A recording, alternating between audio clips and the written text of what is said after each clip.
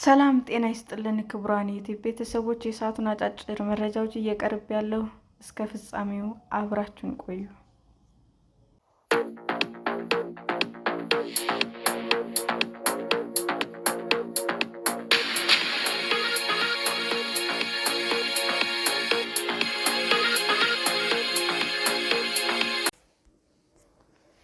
በተግዳሮት የሚፈተነው የዶሮ እርባታ ዘርፍ በዶሮ እንቁላል፣ ወተትና ስጋ ልማት ዘርፎች ላይ ከፍተኛ አስተዋጽኦ ያበረክታል የተባለው 14ኛው የኢትዮጵያ የዶሮ እርባታና 10ኛው የእንስሳት ኤክስፖ አውደ ርዕይ ከጥቅምት 20 እስከ ጥቅምት 22 ቀን 2018 ዓ.ም በአዲስ አበባ ሚሊኒየም አዳራሽ ተካሂዷል።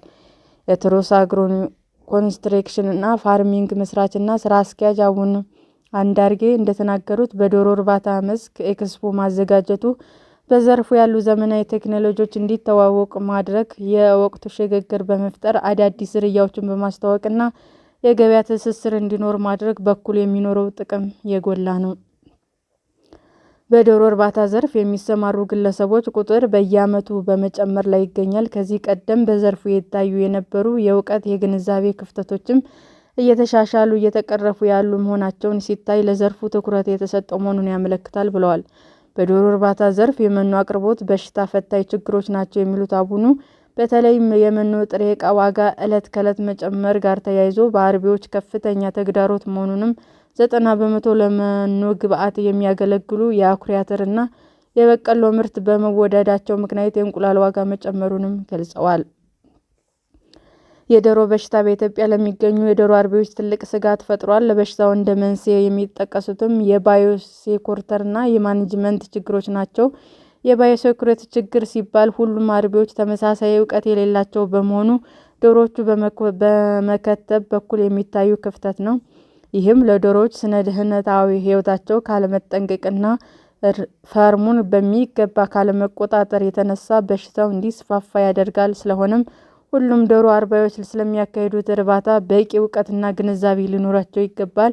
በዚህም ዙሪያ የግብርና ሚኒስቴር፣ የዶሮ አርቢዎች ማህበር፣ ፖሊስ በመቅረት ደንብ በማዘጋጀት መስራት እንደሚጠበቅባቸው አስታውቀዋል።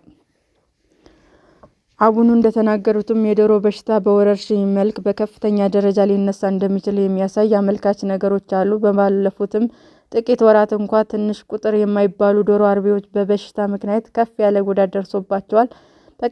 በተለይም በሸገር አስተዳደር በክላስተር ደረጃ የተሰሩ የዶሮ እርባታ ሼዶች ሳይንሱን የተከተሉ ባለመሆናቸው ተቀራርበው በመስራታቸው በዘርፉ ላይ እንዲሰማሩ የተደረጉ ግለሰቦች ለዶሮ እርባታ በቂ እውቀትና ግንዛቤ እንዲኖራቸው ባለመደረጉ በሽታው ዳግም እንዲነሳ መንስኤ ሊሆኑ ይችላል ሲሉም ስጋታቸውን ጠቁመዋል። በዶሮ እርባታ ዘርፍ በመሰማራት ከ8,000 በላይ ዶሮዎች እያረቡ የሚገኙት አቶ ማንደፍሮ ሽፈራው እንደሚገልጹት ደግሞ መንግስት ለዘርፉ ልማት እድገት ከዚህ ቀደም ከነበረው በተሻለ ደረጃ ትኩረት ሰጥቶ በመስራት ላይ ይገኛል። በመድኃኒት አቅርቦት፣ በገበያ ትስስር፣ ከቴክኖሎጂ አንጻር ከትናንት ዛሬ በብዙ ለውጦች መሻሻሎችም አሉ። ሆኖም ዛሬም የዶሮም ሆነ የእንቁላል ዋጋ ውድ ነው። አቶ ማንደፍሮ እንደ ምክንያት የሚያነሱትም የመኖ ዋጋ ከጊዜ ወደ ጊዜ በከፍተኛ ደረጃ በመጨመር ላይ ይገኛል። የዶሮ ዋጋም እንዲጨማሪ ማሳየቱ ነው።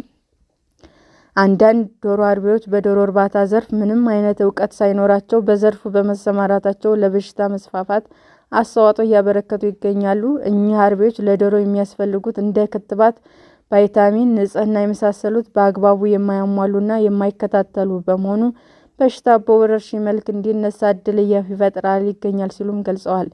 የእንቁላል ዋጋ በገበያ ላይ ባልተለመደ መልኩ እንዲወደድ ካደረጉ ምክንያቶች መካከል የመኖ፣ የእንቁላል፣ የዶሮ ትራንስፖርት ዋጋ በመጨመሩ ነው የሚሉት አቶ ማንደፍሮ ከእነዚህ ሌሎች ተመሳሳይ ችግሮች ጋር በተገናኙ የእንቁላል ዋጋ ቢጨምር ብዙም የሚገርም አለመሆኑም ዋጋው እንዲቀንስ ማህበረሰቡ ምርቱን በቀላሉ እንዲያገኝ ከተፈለገ መንግስት በመኖ ምርት ላይ የጣለውን የተጨማሪ እሴት ታክስ መልሶ ሊያጤን እንደሚገባም አሳስበዋል። የዶሮ እርባታ ዘርፉ እድገት እያሳየ ይገኛል። የእንቁላል ምርትም የጫጩት ስርጭትና የስጋ አቅርቦት በመጨመር ላይ ነው። ማህበረሰቡ የዶሮ ምርቶችን የመመገብ ባህሉ ከጊዜ ወደ ጊዜ እያደገ መጥቷል ያሉት ደግሞ የኢትዮጵያ ዶሮ አርቢዎችና አቀናባሪ አቀናባሪዎች ማህበር ዋና ስራ አስኪያጅ አቶ ዝናው ፀሐይነህ ናቸው። እንደ ስራ አስኪያጁ ኢትዮጵያ ለዶሮ ሀብት ልማት ምቹ ነች፣ ነገር ግን ዘርፉ እድገት ሲታይ በዚህ ደረጃ ልክ የደረሰ አይደለም።